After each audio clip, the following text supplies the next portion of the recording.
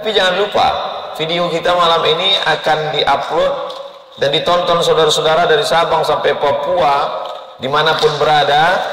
Saya mengajak liburan pulang ke Indonesia, pulang ke Surabaya, ke Jakarta, ke Riau, ke Medan. Maka menabung dari sekarang, datang ke Ambon, dari Ambon silakan terbang, tidak terasa lama karena perjalanannya malam, bangun-bangun sudah sampai. Hati-hati sholat subuh ketinggalan. Nah, maka insya Allah sampai kemari nikmati, lupakan semua masalah, hilangkan semua, mandi, indah sekali, pantainya bersih, tidak ada sampah, dan kemudian ketika kaki kita menginjak itu tidak ada lumpur yang naik ke atas. Jadi susah sekali saya untuk mengambil kata-kata untuk mewakilinya, karena ini bercerita tentang masalah rasa. Rasa tidak bisa diungkapkan dengan kata, karena andai saya berusaha untuk menyusun kata, belum tentu bisa mewakili. Andai saya ceritakan perasaan saya ini, subhanaka la ilma lana illa ma 'allamtana innaka antal alimul hakim. Rabbi shrah li sadri wa yassir li amri wahlul 'uqdatam min lisani yafqahu qawli.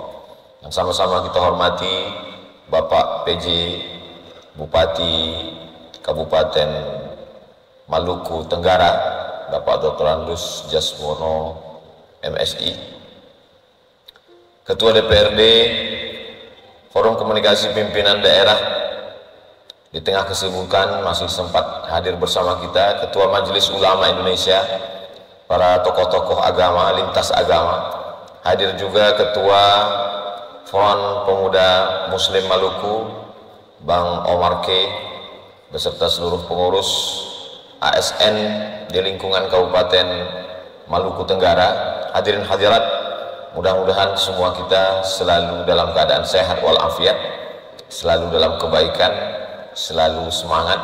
Mudah-mudahan pertemuan ini juga seperti yang dijanjikan oleh Nabi Muhammad SAW, man ahabba yubsata lahu fi rizqihi, siapa yang mau dilapangkan rezekinya, wa yunsa'alahu fi asarihi, dipanjangkan umurnya, falyasil rahimahu, maka hendaklah dia menyambung tali silaturahim. Ini kunjungan saya yang ketiga ke Maluku, yang membawa saya Al-Mukarram Sayyidi Al-Habib Rifki Al-Hamid hafizahullah wa saddada khutah. Dalam setiap kunjungan beliau mempertemukan saya dengan para tokoh lintas agama, karena memang tidak semua hal bisa diselesaikan melalui media, melalui alat telekomunikasi. Mesti ada tatap muka, duduk bersama, karena ada sesuatu yang berbeda antara yang kita lihat di media dan langsung. Salah satunya seperti yang disebutkan Pak Jasmono tadi, saya nampak lebih muda kalau langsung. Jadi ketika saya dibawa bertemu dengan para tokoh agama di Ambon saat kedatangan pertama, saya merasa senang sekali, karena kalau kita berfoto, bergambar, itu dilihat orang. Foto bisa memberikan tafsiran 1000 kata yang belum tentu bisa, kalau kita susun 1000 kata yang indah pun belum tentu dapat diwakili apa yang ada dalam hati kita. Jadi ketika kita bergambar lalu kemudian di-share, diambil, ada positifnya, ada negatifnya. Tapi untuk beberapa momen itu positifnya luar biasa. Karena kalau kita tablik akbar di tanah lapang seperti kemarin malam, itu mungkin ratusan ribuan orang. Tapi kalau saya bicara dengan beberapa simpul-simpul tokoh-tokoh agama, tokoh sosial masyarakat, itu sesungguhnya di belakang mereka ada ratusan ribuan orang. Jadi orang biasanya, kata pepatah, yang sulit itu, kalau ada yang mengatakan sulit mengumpulkan buaya, ada yang lebih sulit lagi mengumpulkan pawang buaya. Jadi kalau sudah pawang-pawangnya berkumpul, insya Allah yang lain mudah-mudah saja diatur. Jadi itulah pentingnya duduk bersama, apalagi pada saat pesta demokrasi. Kita tahu bahwa 2024 itu adalah mestinya pesta kebahagiaan bagi masyarakat Indonesia, bukan sesuatu yang baru. Kita sudah merdeka sejak 1945, kita tidak lagi tinggal di negara kesultanan dari mulai Sumatera sampai Papua, tapi kita sudah menentukan pilihan, berbeda pilihan, berbeda warna, berbeda tokoh. Itu sesuatu yang biasa sejak zaman Orde Lama, Bung Karno, sampailah era reformasi sampai hari ini. Tentu pertemuan kita mencerdaskan umat, mencerdaskan bangsa. Perjalanan panjang dari Pulau Sumatera sampai ke Ambon, diteruskan lagi sampai ke Tual, lalu kemudian sampai ke Langgur di Maluku Tenggara, bagi saya menimbulkan banyak tanya, apa sesungguhnya yang dicari orang dari Jazirah Arab, dari Portugis, dari Belanda sehingga sampai ke pulau ini, yang kalau kita lihat di peta hanya titik-titik kecil. Ternyata tidak semuanya bisa terjawab melalui internet. Google hanya bisa menampilkan gambar, tapi tidak bisa membangkitkan rasa seperti mandi di pasir panjang sore tadi, yang videonya sudah kemana-mana. Jangan sekedar mandi, datang sendiri, tapi bawalah keluarga, bawa mai tua, mai muda, mai munah, dan semuanya. Jadi banyak sekali hal-hal yang tidak bisa diwakili oleh medsos, sosial media.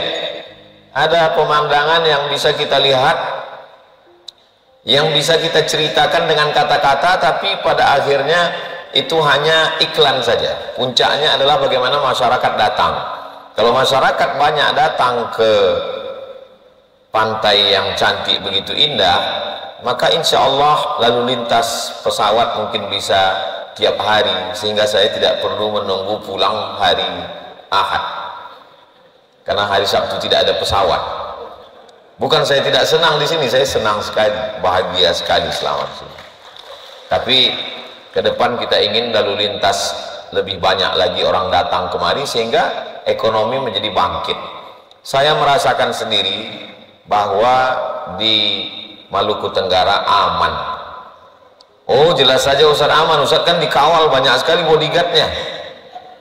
Saya sudah tanya ke beberapa tamu yang datang, sahabat, kawan-kawan, sepupu teman saya berjumpa. Sudah lama tinggal di sini, kami sudah bergenerasi-generasi, Ustaz Abdul Somad. Bagaimana keadaan di Maluku Tenggara? Di sini aman, tidak ada konflik, semua baik-baik, semua. Oh, ternyata tidak ada keraguan orang yang mau investasi datang. Dan yang unik sekali ketika kaki menginjakkan pasir di pantai pasir panjang itu, seperti menginjakkan kaki di butiran-butiran gula yang akan dilemparkan ke kue donat. Halus sekali. Jadi bagi orang yang belum bisa merasakan, bagi masyarakat Maluku Tenggara, pantai ini biasa-biasa saja. Tapi bagi kami yang di Sumatera, yang sebagian pantainya itu tanah liat hitam, gambut, ini sesuatu yang luar biasa. Maka saya, Ustaz ceritakan ini kan di depan orang Maluku Tenggara. Memang betul, saat ini saya bercerita ini di depan saudara-saudara saya di Maluku Tenggara. Tapi jangan lupa, video kita malam ini akan diupload dan ditonton saudara-saudara dari Sabang sampai Papua, dimanapun berada. Saya mengajak liburan pulang ke Indonesia, pulang ke Surabaya, ke Jakarta, ke Riau, ke Medan, maka menabung dari sekarang, datang ke Ambon, dari Ambon silakan terbang, tidak terasa lama, karena perjalanannya malam, bangun-bangun sudah sampai. Hati-hati sholat subuh ketinggalan. Nah, maka insya Allah sampai kemari nikmati, lupakan semua masalah, hilangkan semua, mandi, indah sekali, pantainya bersih, tidak ada sampah, dan kemudian ketika kaki kita menginjak itu tidak ada lumpur yang naik ke atas. Jadi susah sekali saya untuk mengambil kata-kata untuk mewakilinya, karena ini bercerita tentang masalah rasa. Rasa tidak bisa diungkapkan dengan kata, karena andai saya berusaha untuk menyusun kata, belum tentu bisa mewakili. Andai saya ceritakan perasaan saya ini, belum tentu juga. Maka sampai hari ini belum saya upload lagi baru share foto-foto di grup-grup, belum diupload di Instagram. Karena nanti untuk merangkai kata, karena begitu indahnya alam dan sahabat-sahabat yang luar biasa, maka kalau sudah banyak orang datang, ekonomi meningkat, suasana aman damai, maka ini menjadi objek wisata yang go internasional insya Allah, sehingga masyarakat pun nanti bisa. Dan ini tanggung jawab dari dinas pariwisata. Jadi pariwisata tidak perlu lagi mencari video-video, tinggal cari saja video kami tadi. Insya Allah kami akan share tidak lama lagi, ikuti di Instagram. Dan tausiah malam ini juga akan diupload beberapa jam setelah ini di channel Ustadz Abdul Somad Official. Jangan lupa subscribe, like, share, and comment.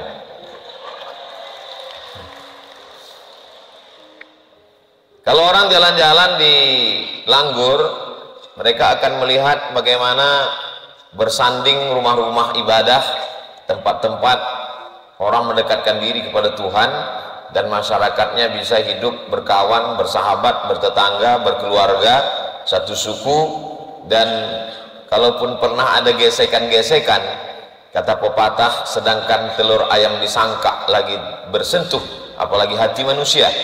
Jadi dia tidak lama. Kenapa tidak lama? Karena ada ikatan kekeluargaan. Sama seperti kami di Sumatera Utara, ada marga, ada orang Batubara, ada orang Batak Toba, ada orang Karo, ada ikatan kekeluargaan yang erat, sehingga 2 kali ikat dan 3 kali ikat. Pertama ikatan suku, yang kedua ikatan agama, yang ketiga adalah ikatan kebangsaan. Sehingga ikatan-ikatan simpul-simpul itu diperkuat lagi dengan ikatan ekonomi, dengan ikatan menjaga negeri. Apalagi kita tinggal di pulau, maka tentu saja keterikatan itu lebih kuat. Kenapa? Karena orang yang berada di tengah pulau langsung nampak tepiannya, muncul rasa ketakutan, rasa kecemasan. Orang biasanya kalau di tempat yang tingkat kecemasannya tinggi, maka itu tingkat persatuannya lebih kuat, lebih erat, lebih dahsyat daripada orang-orang yang berada di tempat tanpa ada kecemasan sama sekali. Maka memang sengaja diciptakan Allah beberapa kecemasan dalam hati manusia, supaya dia saling ada keterikatan, ada hubungan. Di antaranya adalah hubungan perasaan, hubungan kejiwaan, hubungan emosional. Dan saya menemukan itu di sini dengan beberapa kali tausiah, dari mulai tadi malam, dari mulai khutbah Jumat tadi malam, tadi subuh, sampailah pertemuan ini, dan akan berakhir besok subuh. Nanti pukul 3 kami akan bertolak dari hotel, akan menuju tausiah terakhir. Tausiah terakhir maksudnya tausiah terakhir di Maluku Tenggara, bukan setelah itu saya mati. Kita tidak tahu kapan kita akan mati menghadap Allah SWT, tapi paling tidak kita berharap akhir dari hidup kita ini adalah semuanya bernilai kebaikan-kebaikan, insya Allah. Kalau kedatangan saya menjadi kebaikan buat kaum muslimin, buat saudara-saudara kita yang berbeda keyakinan namun dalam satu ikatan Undang-Undang Dasar 45 Pancasila, baik bagi warga, maka insya Allah saya berharap itulah yang kita inginkan. Tapi kalau kedatangan itu hanya menimbulkan fitnah, na'udzubillah, datang jauh-jauh, maka justru kedatangan itu ingin lebih mempererat persaudaraan. Andai bukan bersaudara dalam satu ikatan keyakinan, maka masih tetap bersaudara dalam satu ikatan kebangsaan. Lalu kemudian saya malam ini berhadapan dengan saudara-saudara saya yang amat sangat beruntung menjadi ASN, dulu namanya PNS. Bagi sebagian orang menjadi ASN itu sesuatu yang biasa-biasa saja. Kapan ASN itu menjadi luar biasa? ASN itu menjadi sesuatu yang luar biasa kalau kita ketemu dengan orang yang pernah ikut tes CPNS nggak lulus-lulus sampai 10 kali. Itu menjadi PNS itu luar biasa. Makanya perlu kita bercerita kepada orang supaya kita lebih banyak mendengar daripada berkata, berbicara. Saya termasuk orang yang banyak ngomong, banyak bicara, tapi saya juga selalu ingin sering mendengar bagaimana keluhan orang, bagaimana perasaan orang. Ternyata yang menurut kita ASN itu biasa-biasa saja, Tapi bagi sebagian orang menjadi ASN adalah impian yang diidam-idamkan. Dulu ada salah seorang tokoh di Indonesia, dia ikut tes CPNS 16 kali nggak lulus-lulus. Akhirnya karena tidak lulus-lulus dia jadi dukun dan sudah meninggal orangnya. Saya waktu membaca itu betapa seriusnya dia sampai 16 kali ikut dan tidak lulus-lulus. Tiba-tiba ada di antara kita yang begitu mudahnya rezeki itu diberikan Allah Subhanahu wa taala, maka kita pegang itu, kita syukuri nikmat yang besar sebagai sebuah pengabdian. Seandainya ada 3 orang, yang pertama itu adalah orang kaya, tanahnya luas, kebunnya banyak. Yang kedua itu adalah orang yang sangat ganteng, rupawan, putih, bersih, tinggi.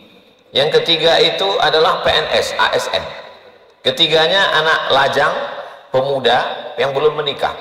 Maka saya yakin dan percaya di antara mereka yang bertiga ini, yang diterima pinangannya adalah ASN. Kenapa ASN? Karena orang kaya bisa saja bangkrut, orang ganteng bisa saja hilang kegantengannya, tapi ASN mengalir walaupun sudah mati. Kalau Ustadz mengatakan, Ustadz selalu ceramah bahwa orang meninggal itu masih ada 3 yang mengalir. Pertama, sodakoh jariah. Yang kedua, ilmu yang bermanfaat. Yang ketiga, anak yang soleh. Ada satu lagi, ASN. Walaupun sudah meninggal, itulah yang diharap-harapkan. Makanya saya ketika pulang dulu, pulang dari Mesir S1, pulang dari Maroko S2, saya bilang saya ijazah saya ini dua-duanya luar negeri, satu Mesir, satu Maroko. Kata ibu saya, ada yang kurang. Apa? Kau belum ASN. Saya mau mengajak dia di kampung buat pondok pesantren. Kita buat pondok, kita buat kolam, nanti saya ternak lele, kita tanam cabai. Kata dia, enggak, aku mau kau jadi ASN. Akhirnya saya ikut CPNS dan saya lulus tahun 2009. Makanya NIP saya itu 009 2009. Dan betul, memang ASN saya itu hanya untuk memenuhi keinginan ibu saya. 2019 Maret dia meninggal, 2019 Juli saya keluar dari PNS. Di situ baru saya paham, berarti saya jadi PNS itu memang betul-betul doa dia. Begitu dia meninggal, saya pun lepas dari PNS. Nah itu.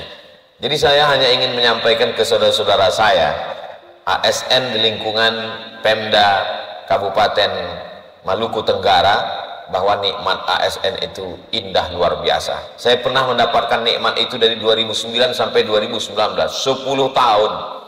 Setelah sekarang tidak ASN, kalau saya kumpul dengan kawan-kawan, mereka selalu nanya, Ustadz nggak ASN lagi ya? Itu ada rasa gangguan psikologis juga saya. Jadi yang masih ASN, pertahankan. Apakah kami yang masuk kantor dari jam 8 pagi sampai jam 4 sore ini ada pahalanya, Ustadz? Oh iya. Makan menjadi ibadah kalau disebut nama Allah. Allahumma barik lana fima razaqtana wa qina azabannar. Tidur menjadi ibadah kalau disebut nama Allah. Bismika Allahumma ahya wa amun.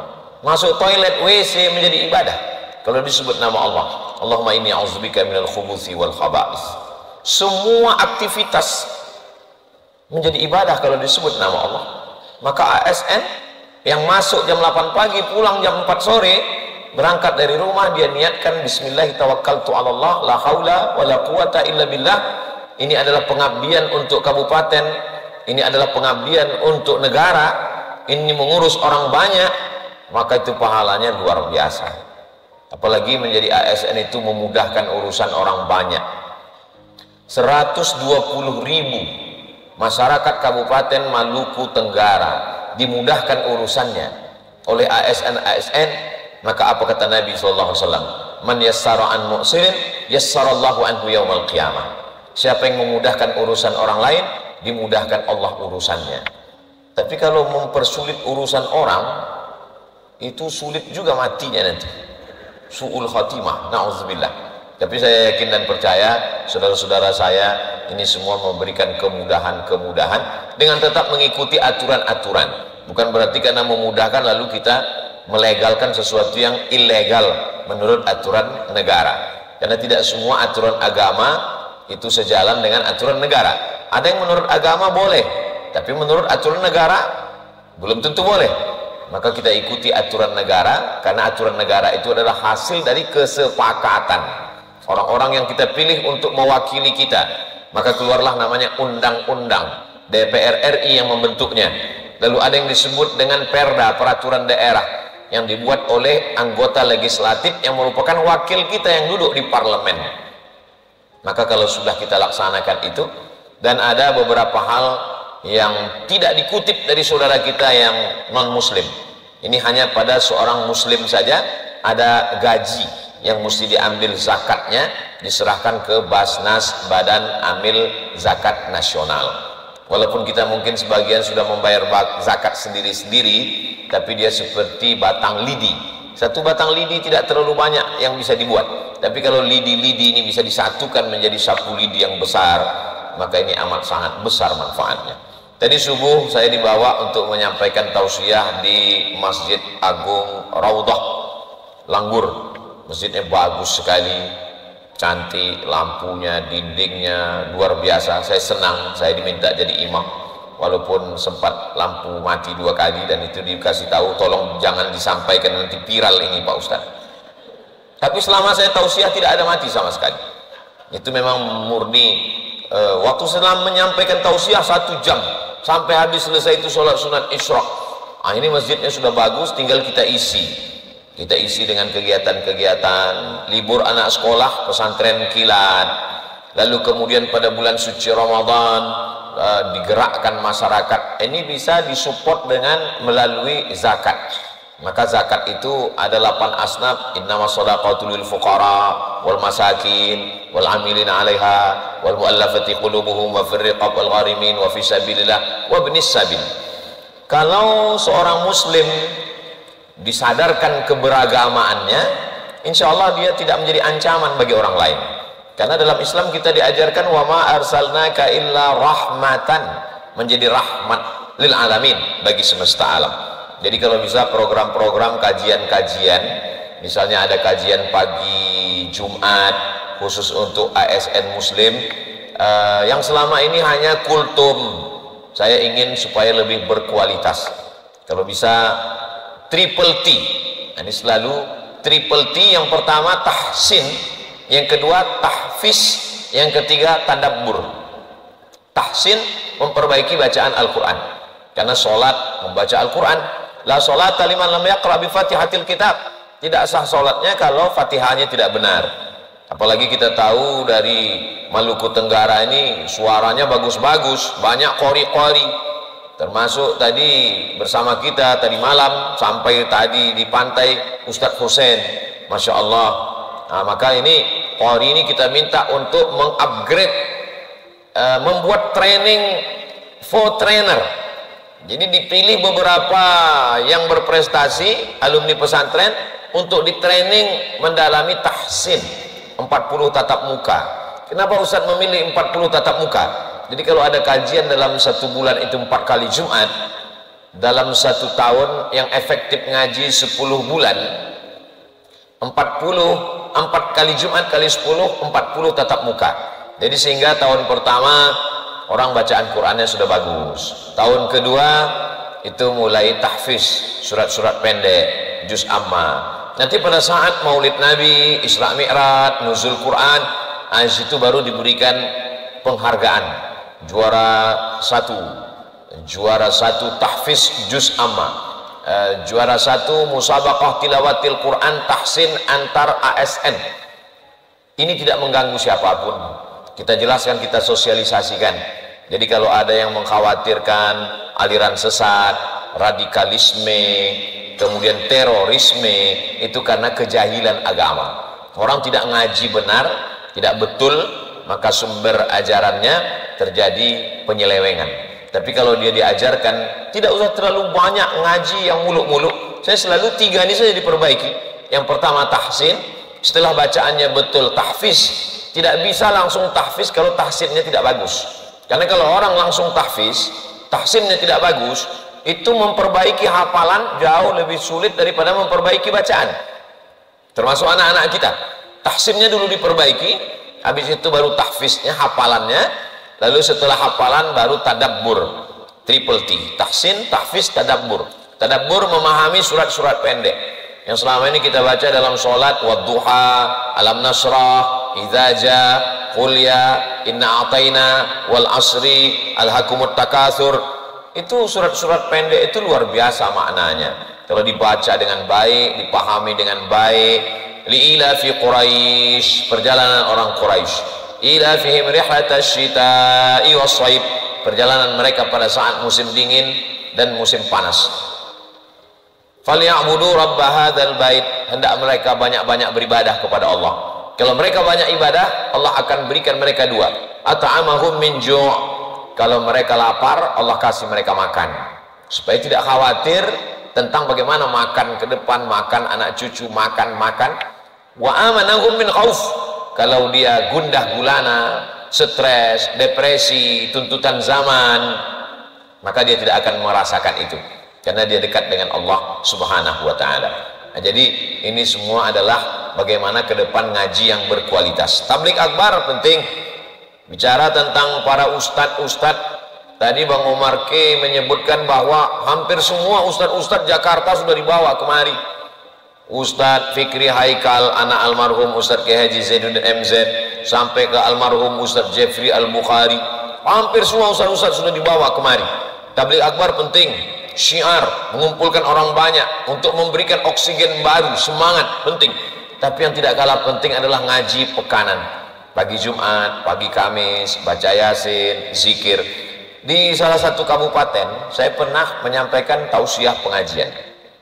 Lalu saya tanya Pak Bupati, kenapa tidak buat undang motivator, buat di convention hall di hotel? Kami sudah buat, Ustaz Somad.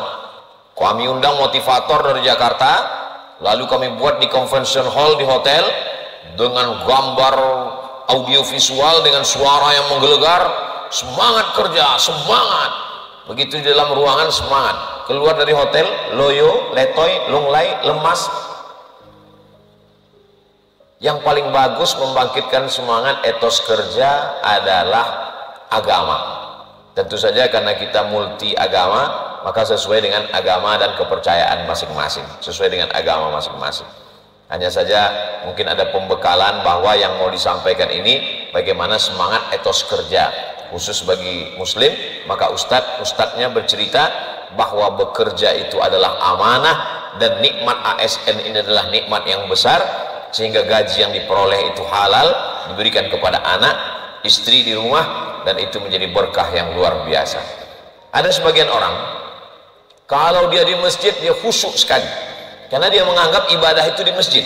Kalau dia pergi ke Makkah, dia akan sangat takut, karena dia anggap bahwa di Mekah itu ibadah. Tapi kalau di kantor, di rumah, bukan. Maka ini bukan ajaran Islam. Ajaran Islam itu mengajarkan kita dimanapun, di rumah, di kantor, dimanapun kita selalu merasakan bahwa kita diawasi oleh Allah. Inna alaikum lahafizin, bersama kamu ada malaikat kiraman katibin, malaikat yang mulia dan mencatat segala amal. Ma yalfizu min, kuota terbatas. Apa maknanya? Karena ketika kita share, kita bagi, lalu kemudian ada orang yang senang karena ekonominya tertolong, di tengah malam menetes air matanya, lalu dengan ketulusan dan keikhlasan dia berdoa, ya Allah, sehatkan Ustaz Somad, panjangkan umurnya, sehatkan keluarganya, gemukkan badannya sikit ya Allah. Maka itu saya yakin dan percaya, sampai hari ini masih diberikan Allah kesehatan, kehidupan, bisa bertemu dengan Bapak Ibu di Maluku Tenggara. Itu bukan karena saya, bukan karena jabatan saya, bukan karena harta saya, tapi karena pertolongan dan doa orang-orang yang mungkin tidak kenal dengan saya, tapi dari jauh dia selalu mendoakan saya. Dari mana Ustaz tahu mereka mendoakan Ustaz? Saya kan baca komennya di Instagram. Oh, jadi Ustaz baca juga komen-komen itu? Saya baca. Terus yang ngejek-ngejek Ustaz, kok Ustaz nggak pernah balas? Apa karena Ustaz orangnya baik? Bukan. Saya tidak balas itu karena saya tidak tahu passwordnya, karena itu admin semua. Tapi saya selalu membaca itu, dan saya berusaha itu tidak masuk ke dalam pikiran saya. Walaupun sampai hari ini saya tetaplah manusia biasa. Kadang pujian membuat kita terbang melambung ke atas, hinaan juga membuat kita kadang duduk termenung. Tapi sebagai manusia kita selalu minta pertolongan Allah Subhanahu wa ta'ala. Yang membuat semangat itu ada target-target. Biasanya kalau target itu sudah tercapai, semangat kita pun menjadi down. Maka buatlah target yang jauh. Banyak orang targetnya setelah pensiun. Bagaimana Pak persiapannya? Alhamdulillah Ustaz Somad, saya target menjelang pensiun ini sudah siap 100 pintu kos-kosan.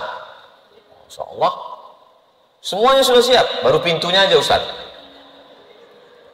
Target yang lebih jauh daripada itu adalah bahwa setelah kita mati tetap ada yang mengalir, bahwa kita setelah menghadap Allah Subhanahu wa ta'ala ada yang mengalir sebagai amal jariyah. Maka saya sarankan pendidikan anak-anak ini amat sangat penting. TK, SD, SMP, SMA. Oke, SMA itu urusan gubernur provinsi, tapi yang dari SMP ke bawah itu urusan kabupaten. Bagaimana pendidikan, terutama pendidikan menanamkan akidah yang benar. Saya membuat TK, membuat SD, membuat SMP. Targetnya tidak muluk-muluk. TK, tamat TK, hafal juz amma. Supaya apa? Supaya dia paling tidak bisa jadi imam, sehingga setiap tahun ada wisudanya. Simple, tidak berbelit-belit. Tamat TK, hafal juz amma, sehingga nanti si anak di sekolah dia nyetorkan hafalannya, pulang ke rumah ibu ayahnya mendengarkan hafalan. Itu juga dengan di SD.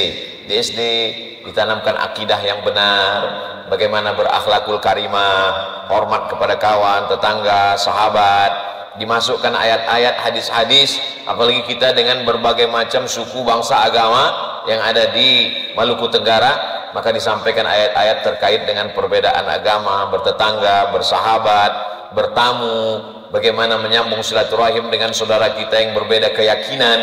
Kita pilihkan ayat-ayat, hadis-hadis yang sesuai, kurikulumnya didudukkan. Saudara kita dari Kementerian Agama, Majelis Ulama Indonesia, Nahdlatul Ulama, Muhammadiyah, wa amruhum syura bainahum. Maka hasilnya itu saya yakin dan percaya, apalagi kita bisa mendudukkan tokoh-tokoh dalam keadaan berdamai, itu semua akan menjadi contoh bagi daerah-daerah lain yang ingin belajar. Kalau mau melihat alam, datang ke Maluku Tenggara. Kalau mau melihat harmonisnya kehidupan, silakan datang. Orang akan datang studi banding, apalagi setelah masa-masa momen-momen penting. Ini dalam 70 hari, 80 hari ke depan sampai pemilihan DPRD, DPR, DPD, DPR RI, Pilpres. Tentu masyarakat banyak yang merindukan siraman-siraman, karena lalang kering akan mudah sekali tersulut api. Maka kalau kita duduk bersama, lebih banyak duduk daripada berkicau di grup, maka insya Allah itu menjadi kebersamaan. Termasuklah malam ini kita bisa duduk bersama. Mudah-mudahan kebersamaan kita ini membuat kita lebih semangat, membuat kita lebih kuat, membuat kita lebih bisa bekerja sama dalam hal-hal nata'awan fima tafaqna, pada perkara-perkara yang kita sepakati mari kita bekerja sama, wa nata'adzar fima ikhtalafna. Ada hal-hal yang kita berbeda, maka kita bisa saling menghormati. Bapak-bapak, ibu-ibu, hadirin hadirat yang dimuliakan Allah Subhanahu wa ta'ala, saya ucapkan terima kasih yang tak terhingga kepada pemerintah daerah Kabupaten Maluku Tenggara, dari Bapak PJ, Bapak Ketua DPRD, Bapak Ketua Pengadilan, Bapak Kapolres, Bapak Dandim, baik yang hadir maupun yang tidak. Sampaikan salam saya kepada semuanya. Saya amat sangat berterima kasih. Man ahsana ilaikum, siapa yang berbuat baik kepada kamu, fakafi'uhu, balaslah. Fa illam tajidu, kalau kamu belum mampu membalasnya, fad'u lahu, doakanlah mereka. Mudah-mudahan hanya Allah yang dapat membalas. Allah jadikan Maluku Tenggara tetap dalam lindungan Allah, baldatun thayyibatun wa rabbun ghafur. Itu yang dapat saya sampaikan pada malam yang berbahagia ini. Terima kasih atas segala perhatian, mohon maaf atas segala kesilapan dan kekhilafan. Di akhir majelis kita tetap berdoa kepada Allah Subhanahu wa taala, dan doa nanti insyaallah saya mohonkan kesediaan guru kita semua, Sayyidi Al Habib Rifki Al Hamid. Beliau murid langsung dari Habib Umar bin Hafiz, banyak mendapat barokah-barokah dari para habaib zuriat keturunan Nabi Muhammad sallallahu alaihi wasallam. Terima kasih. Saya tutup dengan pantun penutup, menangkap puyuh di Bukit Selasih. Thank you dan terima kasih. Assalamualaikum warahmatullahi wabarakatuh.